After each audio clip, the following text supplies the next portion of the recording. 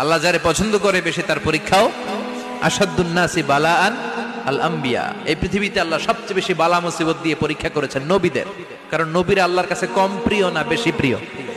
যেহেতু প্রিয় বেশি পরীক্ষাও, এজন্য মুমিনের উপর যদি পরীক্ষা আসে, মুমিনের উপর যদি অত্যাচার আসে, মুমিনের উপর যদি ধৈর্যের পরীক্ষা আসে, জেল জরিমানা আসে, মুমিন ওইটারে ভয় পায় না। মুমিন ভয় পায় একজনকে, চিল্লায় বলেন তিনি কে?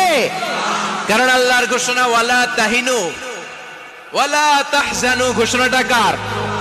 ভয় নাই, তোদের চিন্তা নাই। আনতুমুল আ'লাউনা ইন কুনতুম মুমিনিন। তোমরাই বিজয়ী হবা যদি মুমিন হও, যদি মুমিন হও।